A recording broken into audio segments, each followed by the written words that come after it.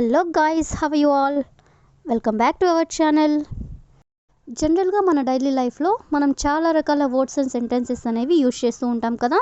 So అలాంటి words and సెంటెన్సెస్లో నుంచి నేను కొన్ని వర్డ్స్ తీసుకొని వాటికి సంబంధించిన కొన్ని ఎగ్జాంపుల్ సెంటెన్సెస్ అనేవి మీకు క్లియర్గా చెప్తాను. మీరైతే ఈ వీడియోని స్కిప్ చేయకుండా ఎండ్ వరకు చూడడానికి ప్రయత్నించండి. అలాంటి వీడియోస్ నా ఛానల్లో చాలానే ఉన్నాయి, వాటిని కూడా ఒకసారి మీరు ప్లేలిస్ట్లోకి వెళ్ళి చూసేయండి. మీకు ఏమైనా డౌట్స్ ఉంటే డిస్క్రిప్షన్లో నా ఇన్స్టాగ్రామ్ ఐడి అనేది లింక్ ఇచ్చున్నాను, ఒకసారి చెక్ చేయండి. మరెందుకు ఆలస్యం, let's go to the topic. First word, నేను చాలా ప్రయత్నించాల్సి వచ్చింది. అంటే I had to put in a lot of effort. I had to put in a lot of effort అంటే నేను చాలా ప్రయత్నించాల్సి వచ్చింది అని. సో ఈ వర్డ్ని తీసుకొని కొన్ని ఎగ్జాంపుల్స్ అనేవి చూద్దాం. సో ఫస్ట్ వన్, సక్సెస్ సాధించడానికి నేను చాలా ప్రయత్నించాల్సి వచ్చింది. సక్సెస్ సాధించడానికి నేను చాలా ప్రయత్నించాల్సి వచ్చింది. సో దీని ఇంగ్లీష్లో I had to put in a lot of effort to get success. I had to put in a lot of effort అంటే నేను చాలా ప్రయత్నించాల్సి వచ్చింది. To get success, to get success అంటే సక్సెస్ సాధించడానికి. అదేవిధంగా నెక్స్ట్ వన్, విదేశాలకు వెళ్ళడానికి నేను చాలా ప్రయత్నించాల్సి వచ్చింది. విదేశాలకి వెళ్ళడానికి నేను చాలా ప్రయత్నించాల్సి వచ్చింది. సో దీని ఇంగ్లీష్లో I had to put in a lot of effort to go abroad. I had to put in a lot of effort అంటే నేను చాలా ప్రయత్నించాల్సి వచ్చింది. టు గో అబ్రాడ్ అంటే విదేశాలకి వెళ్ళడానికి.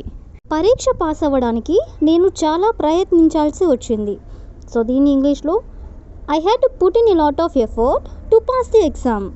To pass the exam అంటే పరీక్ష పాస్ అవ్వడానికి నేను చాలా ప్రయత్నించాల్సి వచ్చింది అనేదాన్ని I had to put in a lot of effort. అదేవిధంగా నెక్స్ట్ వన్, ఈ జాబ్ తెచ్చుకోవడానికి నేను చాలా ప్రయత్నించాల్సి వచ్చింది. ఈ జాబ్ తెచ్చుకోవడానికి నేను చాలా ప్రయత్నించాల్సి వచ్చింది. సో దీని ఇంగ్లీష్లో I had to put in a lot of effort to get this job. To get this job అంటే ఈ జాబ్ తెచ్చుకోవడానికి నేను చాలా ప్రయత్నించాల్సి వచ్చింది అనేదాన్ని I had to put in a lot of effort. అదేవిధంగా నెక్స్ట్ వన్, ఇంగ్లీష్ నేర్చుకోవడానికి నేను చాలా ప్రయత్నించాల్సి వచ్చింది. సో దీని ఇంగ్లీష్లో I had to put in a lot of effort to learn English. To learn English అంటే ఇంగ్లీష్ నేర్చుకోవడానికి నేను చాలా ప్రయత్నించాల్సి వచ్చింది అనేదాన్ని I had to put in a lot of effort. అదేవిధంగా లాస్ట్ వన్, నిజం తెలుసుకోవడానికి నేను చాలా ప్రయత్నించాల్సి వచ్చింది. సో దీని ఇంగ్లీష్లో I had to put in a lot of effort to get the truth. To get the truth అంటే నిజం తెలుసుకోవడానికి నేను చాలా ప్రయత్నించాల్సి వచ్చింది అనేదాన్ని I had to put in a lot of effort. So ఈ విధంగా మనం నేను ప్రయత్నించాల్సి వచ్చింది అనే వర్డ్ని తీసుకొని కొన్ని ఎగ్జాంపుల్స్ అనేవి చూసాం కదా. నెక్స్ట్ వర్డ్ చూడండి, అంతకు ముందే. అంతకు ముందే అంటే even before. Even before. For example, అంతకు ముందే మేము అన్ని ఏర్పాట్లు చేశాము అంటే అంతకు ముందే ఆల్రెడీ ఏర్పాట్లు చేసేసాము అని. సో ఈ విధంగా అంతకు ముందే అనే వర్డ్ని తీసుకొని కొన్ని ఎగ్జాంపుల్స్ అనేవి చూద్దాం. సో ఫస్ట్ వన్, అంతకు ముందే వాళ్ళు ఆ ఇంటిని కొన్నారు అంటే అంతకు ముందే ఒకసారి వాళ్ళు ఎప్పుడు ఆ ఇంటిని కొన్నారు అని. సో దీని ఇంగ్లీష్లో even before that they boat that house. Even before that అంటే అంతకుముందే, దే బోట్ దట్ హౌస్ అంటే వాళ్ళు ఆ ఇల్లు కొన్నారు అని. అదేవిధంగా నెక్స్ట్ వన్, అంతకుముందే వాళ్ళు డిన్నర్ చేశారు. అంతకుముందే వాళ్ళు డిన్నర్ చేశారు అని చెప్పాలనుకున్నప్పుడు even before that they had their dinner. Even before that అంటే అంతకుముందే, దే హ్యాడ్ దేర్ డిన్నర్ అంటే వాళ్ళ డిన్నర్ చేశారు అని. అదేవిధంగా నెక్స్ట్ వన్, అంతకుముందే అతను ఆమెను చంపాడు. అంతకుముందే అతను ఆమెను చంపాడు అని చెప్పాలనుకున్నప్పుడు even before that he killed her. He killed her అంటే అతను ఆమెను చంపాడు.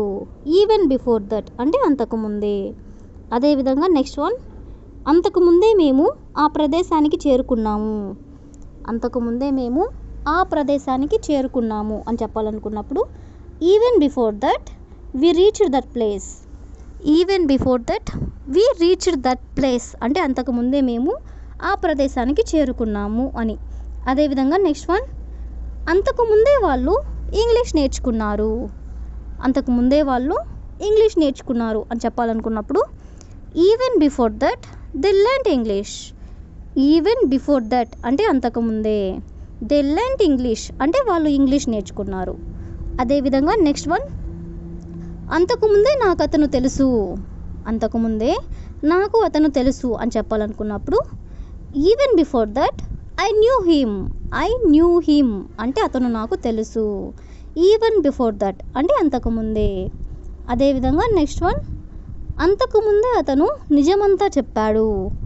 అంతకుముందే అతను నిజం అంతా చెప్పాడు అని చెప్పాలనుకున్నప్పుడు even before that he said all the truth. He said all the truth అంటే అతను నిజమంతా చెప్పాడు. ఈవెన్ బిఫోర్ దట్ అంటే అంతకుముందే. అదేవిధంగా ద లాస్ట్ వన్, అంతకుముందే మేము అన్ని ఏర్పాట్లు చేశాము. అంతకుముందే మేము అన్ని ఏర్పాట్లు చేశాము అని చెప్పాలనుకున్నప్పుడు even before that we made all the arrangements. We made all the arrangements అంటే మేము అన్ని ఏర్పాట్లు చేశాము. అంతకుముందే అంటే ఈవెన్ బిఫోర్ దట్. సో ఈ విధంగా మనం అంతకుముందే అనే ఓన్ని తీసుకొని కొన్ని ఎగ్జాంపుల్స్ అనేవి చూసాం కదా. నెక్స్ట్ వన్ చూడండి, ఇంకొకరి చేత. ఇంకొకరి చేత అంటే సమ్వన్ ఎల్స్. Someone else.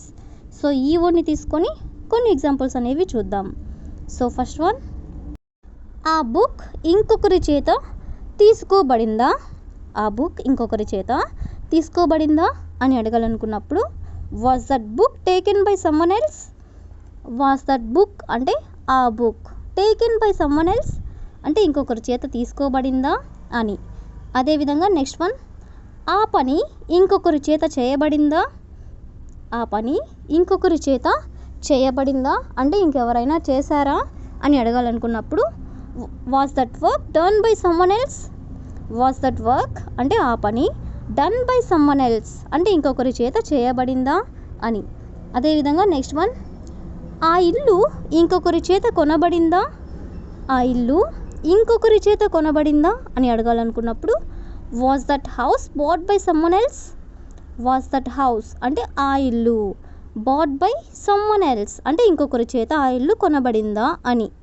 అదేవిధంగా నెక్స్ట్ వన్, ఆ పాట ఇంకొకరి చేత పాడబడిందా. ఆ పాట ఇంకొకరి చేత పాడబడిందా అని అడగాలనుకున్నప్పుడు was that song sung by someone else. Was that song sung by someone else అంటే ఇంకొకరి చేత ఆ పాట పాడబడిందా అని. అదేవిధంగా నెక్స్ట్ వన్, ఆ గిఫ్ట్ ఇంకొకరి చేత పంపబడిందా. ఆ గిఫ్ట్ ఇంకొకరి చేత పంపబడిందా అని అడగాలనుకున్నప్పుడు was that gift send by someone else. Was that gift అంటే ఆ gift sent by someone else అంటే ఇంకొకరి చేత పంపబడిందా అని. సో ఈ విధంగా మనం ఇంకొకరి చేత అనే ఓన్ని తీసుకొని కొన్ని ఎగ్జాంపుల్స్ అనేవి చూసాం కదా. So that's all for today. I will ask a question for you. ఈ స్వీట్ ఇంకొకరి చేత వండబడిందా. ఈ స్వీట్ ఇంకొకరి చేత వండబడిందా. So if you know this one in English, please you can comment in the comment section. Thank you for watching.